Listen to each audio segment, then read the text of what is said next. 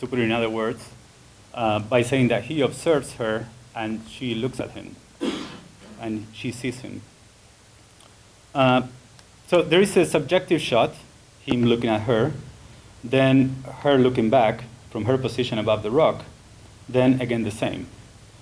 Yet she's the one on a pedestal of sorts, the native to be looked at in her shockingly white virgin dress.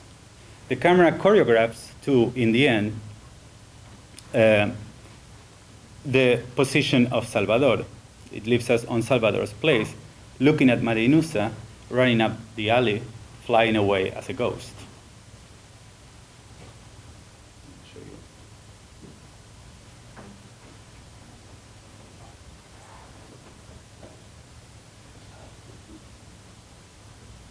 This is going to be pretty short.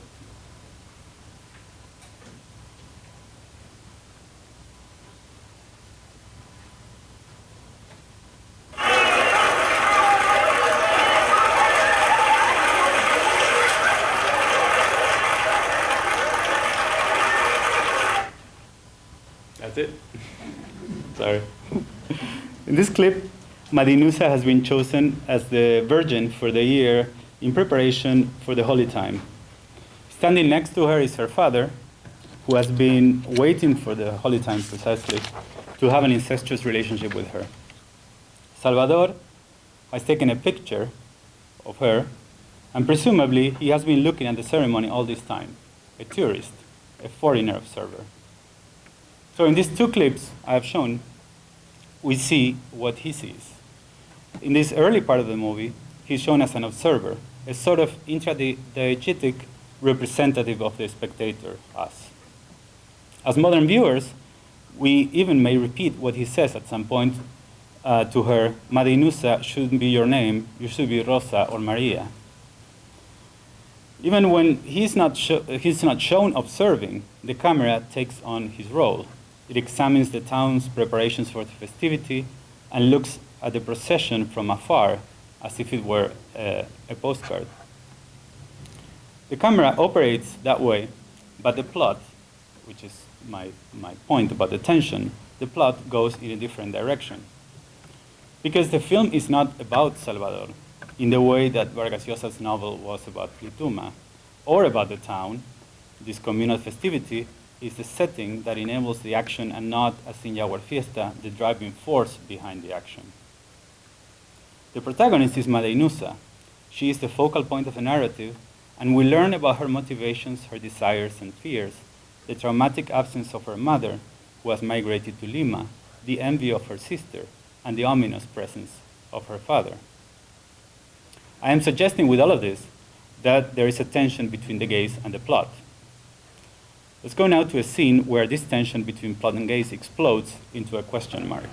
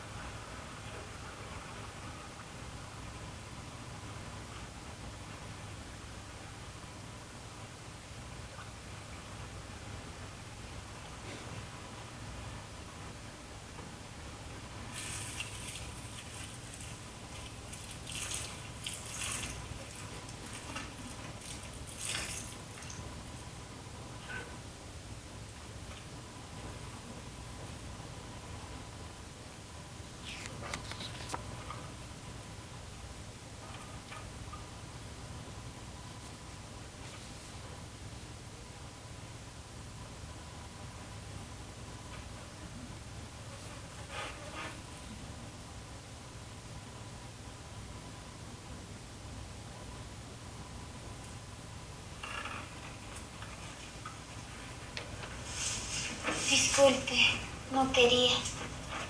Por Diosito se lo juro. No sé quién me trajo acá. Pero ese fue Don Cayo, ¿no? ¿Qué es eso?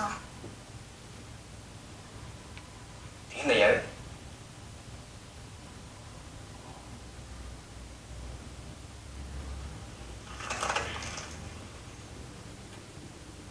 Es una grabadora, me sirve para trabajar. Es una grabadora, me sirve para trabajar. Así me acuerdo todo lo que se me ocurre.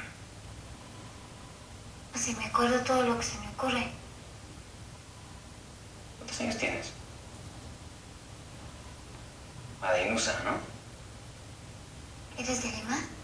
Sí, así es. Me tengo que ir. Espera.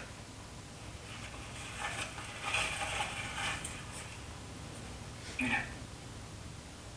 Toma.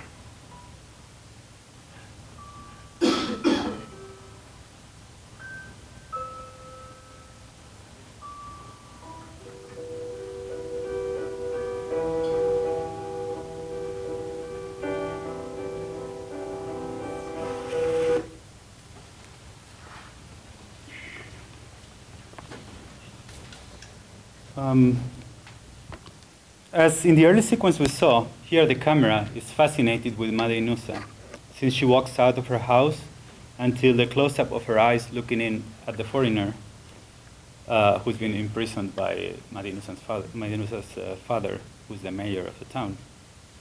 The camera patiently follows her every step. Then the question mark. The montage associates her eyes to those of a nearby cow. What to make of this? At this point of the film, the plot has told us enough about Madeinusa to understand why she may want to see the foreigner in secret. As we saw in the previous scene, she saw him taking a picture of her and may want to get it. Or he may be for her a way out of an impossible situation with her father, or a way into modernity, or both, which will be the case. The question posed by the montage and the close-ups is whether, as spectators, we can continue to operate as Salvador does, presupposing that Madeinusa is naive, instinctive, and primitive. To Salvador, Madeinusa is anonymous because her supposed primitivism seems too legible. By this I mean too legible as illegible, and mostly incapable of agency. But as we can see in the dialogue that follows, it is not that she doesn't answer his questions because she cannot or because she doesn't understand or think, but because she strategically chooses not to. He is the only one who gives answers. But we may wonder who of the two is obedient and simple-minded as a cow. And we may conclude that it is the person imprisoned in the barn. The potential for this kind of inversion is developed through the rest of the film. We can see it in the following clip, where Madeinusa is seducing Salvador by singing a huayno type of song to him. We are far from Vargas Llosa's inarticulate native female, but Salvador is in a way like Lituma because he may not quite listen or understand a warning sign hidden in the song.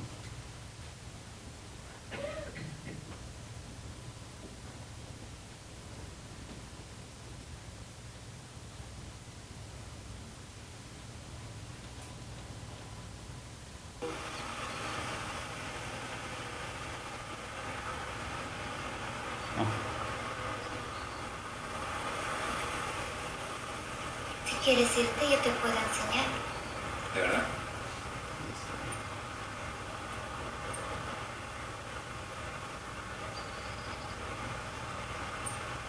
¿Y esos aretes? Eran de mi mamá. Vive en Lima, así como tú.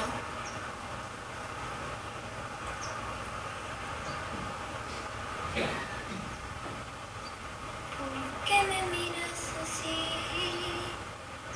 No sabes de dónde soy. ¿Por qué me miras así?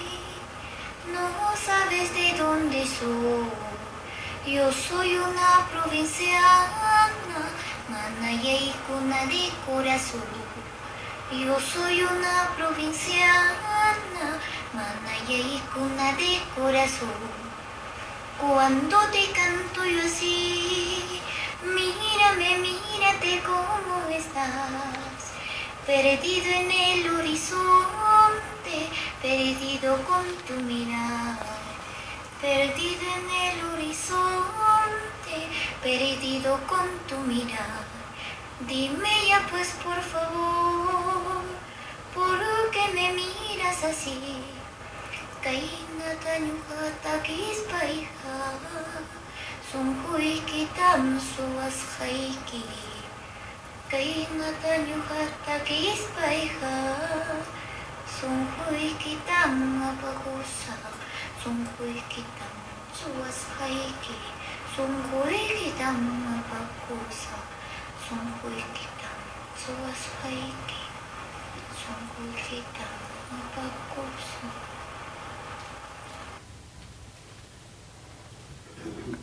The Huayno can be heard superficially as a simple, seductive song that can be attributed even to an old local tradition, but it can also be listened to. It is a song that invites a reflection on the gaze and its limitations, and also on the limitations of bilingualism, of monolingualism.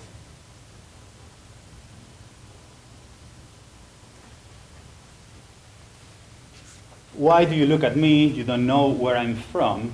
I'm a country girl, Mayayaykuna at heart. When I sing to you, look at me, look at yourself, see how we are lost, how you are lost in the horizon, lost in your own stare. Lost in your own stare. Please tell me why you look at me like that. With this song, I will steal your heart away. And this last line is in Quechua. The thread, I will steal your heart away, is the place also where the agency stands out, and it comes in Quechua. And for those who see the movie in Spanish, they don't have the subtitles, so they are as lost as Salvador is. The song clearly contains a warning sign. Salvador will be victimized in the movie by his own ideology. Madinusa has sex with him to thwart incest with her father, and after poisoning her father, she blames the crime on the foreigner. Salvador is indeed a savior in the native village, not as he or as a national modernizing project would expect, but as a criminal's alibi. The film ends with Madinusa on the same track that took Salvador to Mayayaykuna, this time going into Lima. Madinusa's road to the coast, far from collective as Arguedas's road, is built with a stratagem and murder. A murder that is also an individual's rejection of a patriarchal and oppressive tradition. And I will stop here, and I look forward to your questions.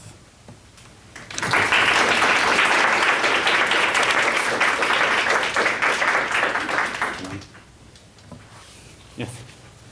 The quality of Vargas Llosa's fiction is perhaps best captured by a comment of a Brazilian historian concerning the book La Guerra del Fin del Mundo, namely, a falsificação, a maior falsificação de todos os tempos.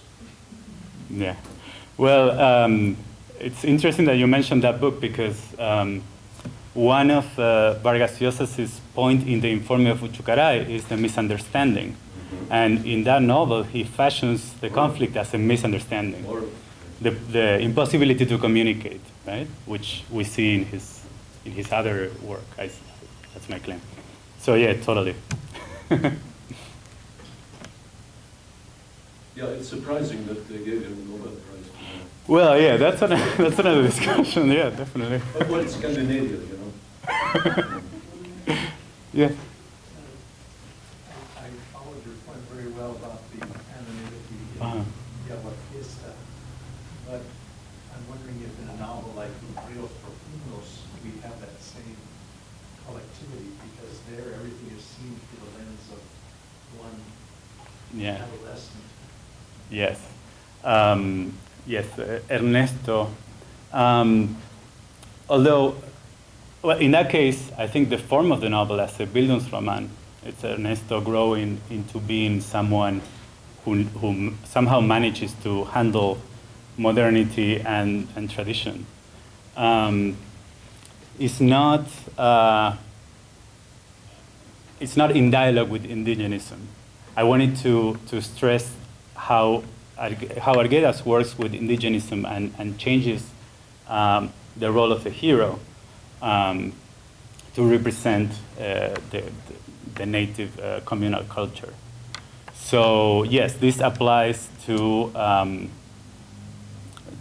doesn't apply to Ríos Profundo, in part because Ernesto is not a native, he's a mestizo.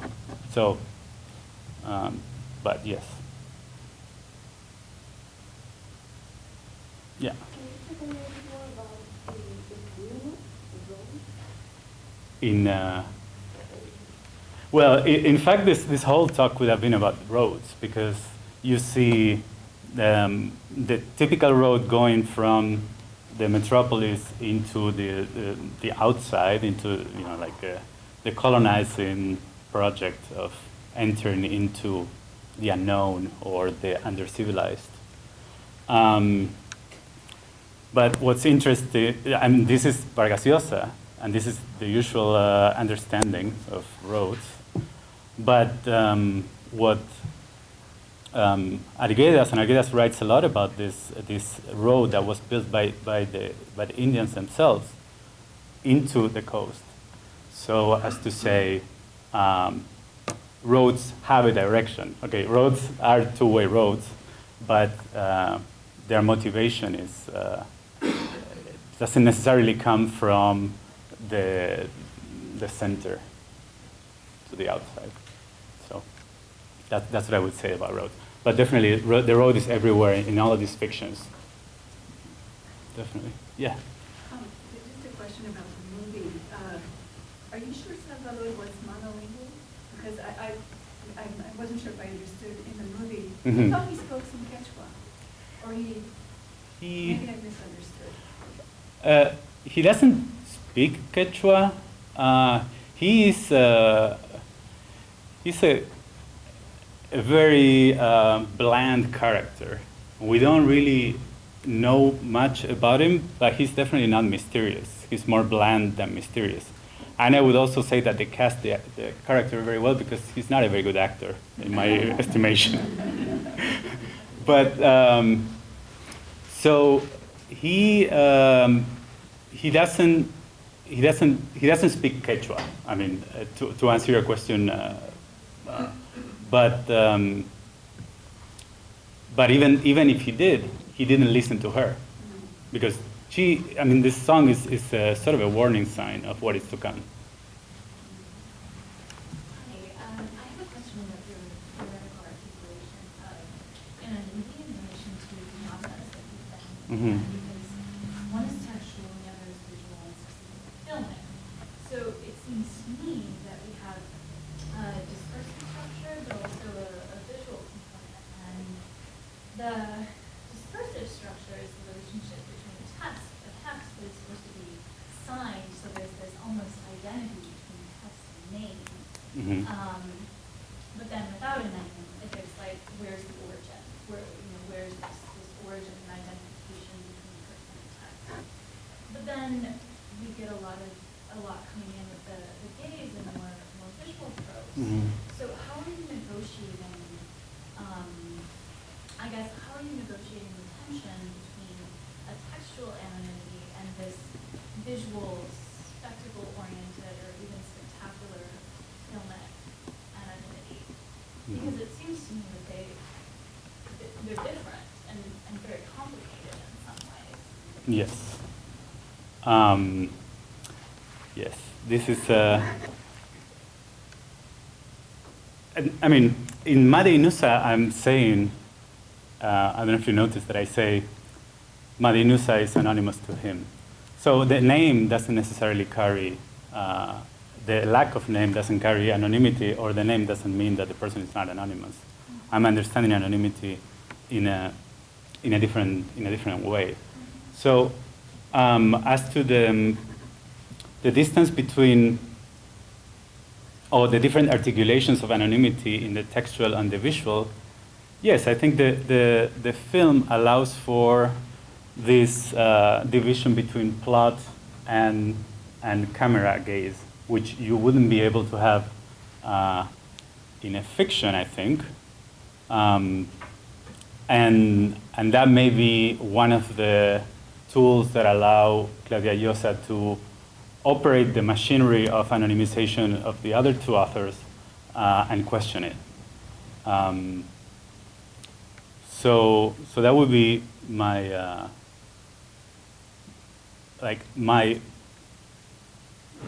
how I navigate what you said, the tension between the textual and the visual. This is how I see it. One thing that's occurring to me as I was listening to the film is that the film brings together this staging of discourse and Mm-hmm. Yes. Yes, it does. and I think anonymity is what is contested.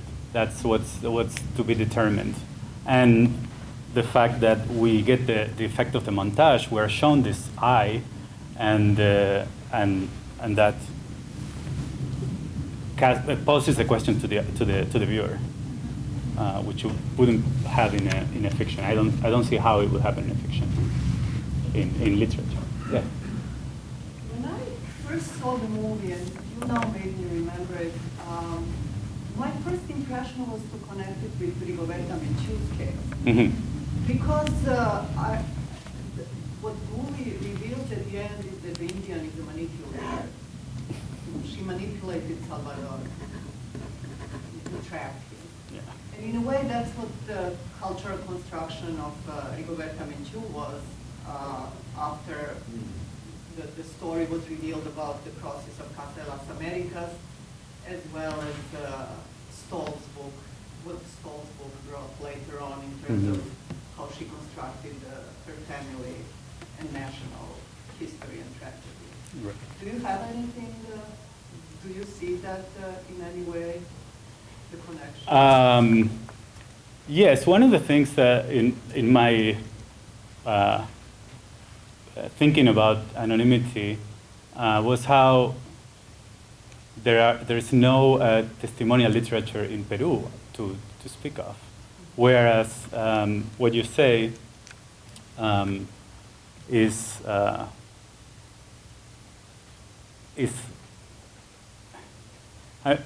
okay. Let's put it in another way. What Rigoberta Menchú does in Testimonio is not necessarily to lie, but to create a fiction. I don't think we can judge her by Stoll's standards. No, I'm talking about cultural reflection on her enterprise. Yeah, because she was present, because of Stoll and because of what was known later on about the process of Casa de las Americas, she was presented to the audience as a manipulator. Right. Well, the ends are different because I would say that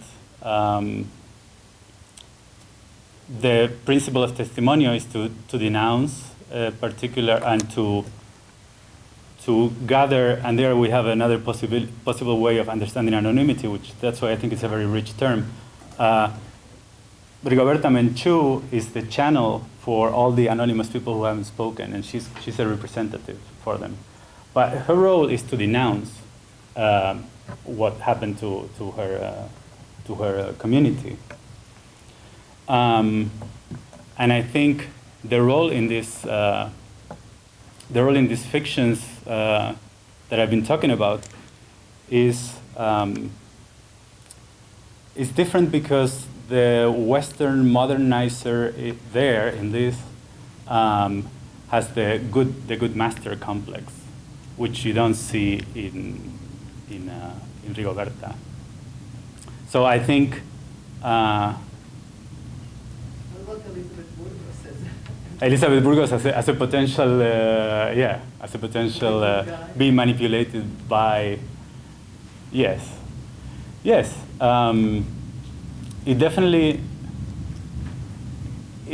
works, but I think that in the case of Rigoberta, the goals are very different. Like, it's a preservation, it's a denunciation, it's about the injustices done to the indigenous, and this movie may say, look, the indigenous is not the primitive naive. You may be the naive by thinking that they are primitive and naive.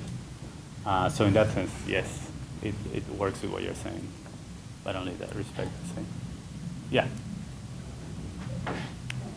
So I have a question. Maybe, well, it goes back a little bit to the relation between image and text, but I don't want to suggest in any way that there is an opposition, but maybe it's playing with that. Just the way you word it, sometimes maybe I can connect two kinds of framing, and it was my personal obsession.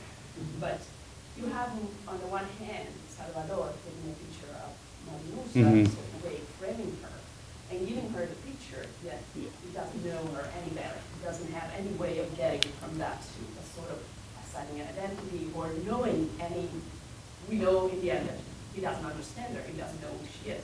On the other hand, there's another kind of framing, which is Marinusa constructing him as a criminal, so assigning him a certain identity that actually becomes very viable within that community. Yes. So I don't want to say that here we have image versus word, but the kind of framing that is attempted on the part of Salvador with Marinusa, and that different framing that she uses to construct him in a sort of way. So making him known as assigning him a definite identity seems to work way better. Yes. Or at least for her purposes. So I wouldn't know. Yeah, framing totally is present, and whoever frames is the one with the agency, right? So he thinks that he's capturing. Actually, he's not capturing anything new. Like by taking a picture at that moment, he's repeating an old image.